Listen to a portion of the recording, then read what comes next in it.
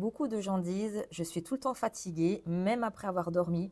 Comment la pharmacopée agit-elle dans les cas de fatigue chronique? Dans les cas de fatigue chronique. Je dirais qu'en comprenant d'où la fatigue vient, avec un bilan, comme je disais, bah, on peut arriver à trouver les plantes adéquates pour tel ou tels organes et arriver parce que c'est différent si une personne elle va avoir de la fatigue parce que bah, d'une part elle dort mal, oui, son hygiène de vie, mais souvent il y a des personnes qui ont de la fatigue chronique et elles ont une hygiène de vie quand même qui est correcte et elles essaient de bien dormir, bien manger, etc. Mais la fatigue est toujours là. Et du coup là, il y a un problème de fond qu'il faut arriver à comprendre, à trouver. Et du coup, grâce à ça, je crée ces formules pour pouvoir justement à- à renforcer l'énergie du corps, soit du système digestif, soit à renforcer les reins, qui est aussi le feu du corps, la batterie interne, quand on la booste, ça nous donne plus d'énergie aussi. Mais voilà, il y a différentes manières de personnes qui ont de la fatigue chronique et ça à comprendre pourquoi. Et quand tu donnes les bonnes plantes, après avec le temps, ça remonte et c'est cool quoi. As-tu un témoignage marquant que tu pourrais partager?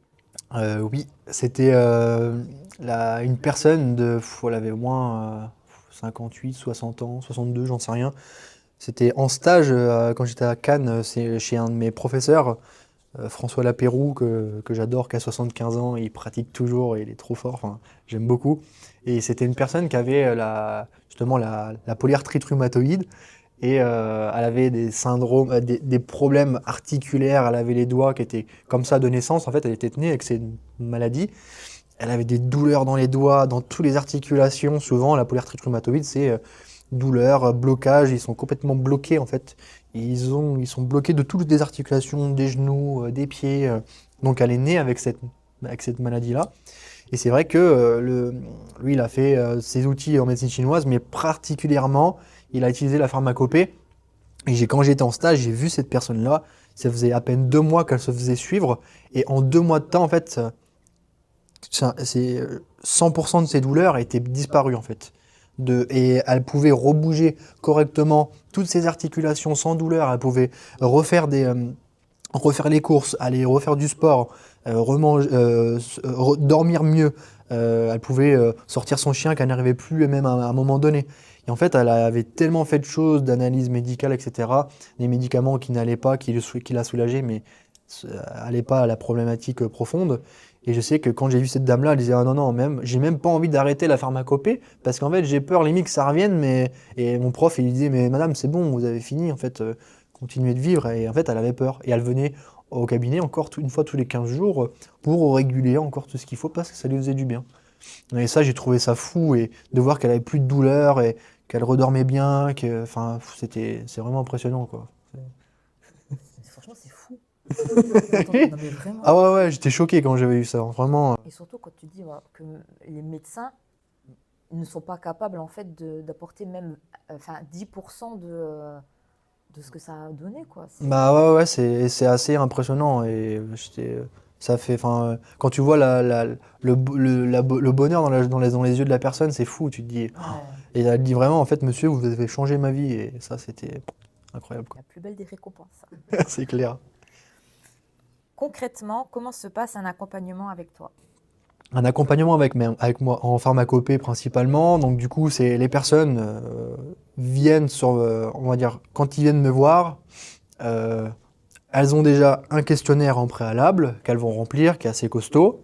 Avec ce questionnaire-là, en fait, après, on fait un visio. On fait un visio souvent, je les accompagne sur 3 mois. On fait un visio par mois où je prends le temps de pouvoir décortiquer, leur poser toutes les questions nécessaires en, euh, en allant plus en profondeur sur le questionnaire que j'ai fait remplir. Et je vais reposer encore plein de questions pour comprendre et faire tous les liens de bah, pourquoi la personne elle vient avec des douleurs, un problème de sommeil, un manque d'énergie, peu importe. Et avec ça, après, je la suis sur WhatsApp au quotidien. Elle m'envoie toutes ses questions, je la réponds au quotidien pour ça. Et je la conseille également, que ce soit au niveau diététique, au niveau psycho-émotionnel, au niveau de ses émotions, au niveau de, de son hygiène de vie au quotidien, de ce qu'elle peut mettre aussi en place. Et tout ça combiné, elle a aussi un carnet de bord hebdomadaire où chaque semaine, elle met ses évolutions en fait.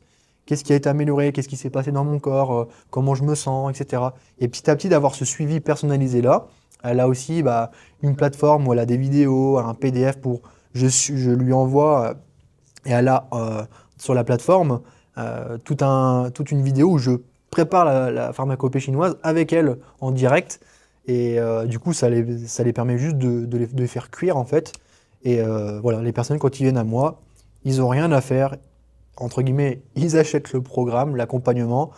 Ils reçoivent les plantes chez eux. Moi, je m'occupe de tout à ce niveau-là. Je leur ai fait envoyer avec le laboratoire Calbas avec qui je travaille. Eux envoient la décoction chez eux.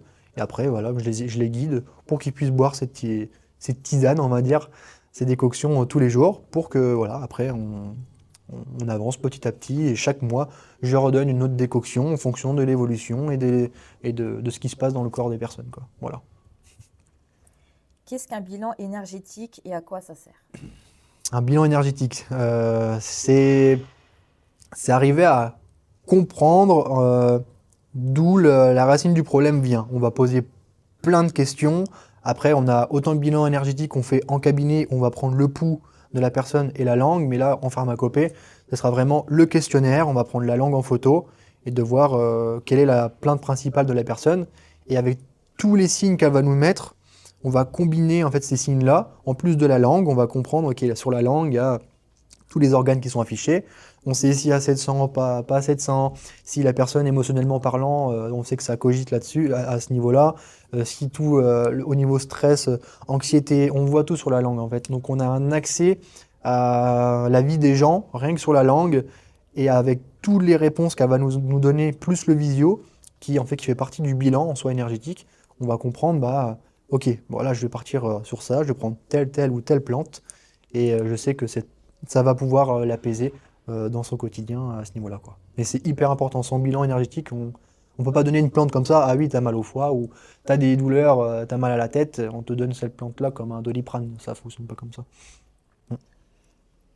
Est-ce que chaque patient reçoit la même formule ou tout est personnalisé?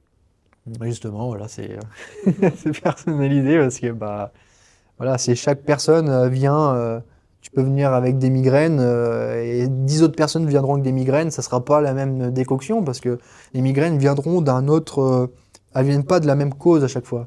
Des gens qui ont des migraines parce qu'ils ont des stases de sang, on dit en médecine chinoise, le sang ne circule pas, il est bloqué, ça crée une migraine. Les personnes, c'est parce qu'ils ont un stress tellement impressionnant du coup que la chaleur elle monte à niveau de la tête, ça oppresse et ça crée et ça tape dans la tête. Il y a des personnes qui ont des migraines par mucosité, on peut dire ça. C'est comme si il y avait les mucosités dans le corps, bloquaient la circulation du sang et de l'énergie, ça bloquait. Et donc après, l'aspect pression se crée parce que s'il n'y a plus de connexion en fait, et ça crée de la douleur. Et il y en a encore plein d'autres, quoi.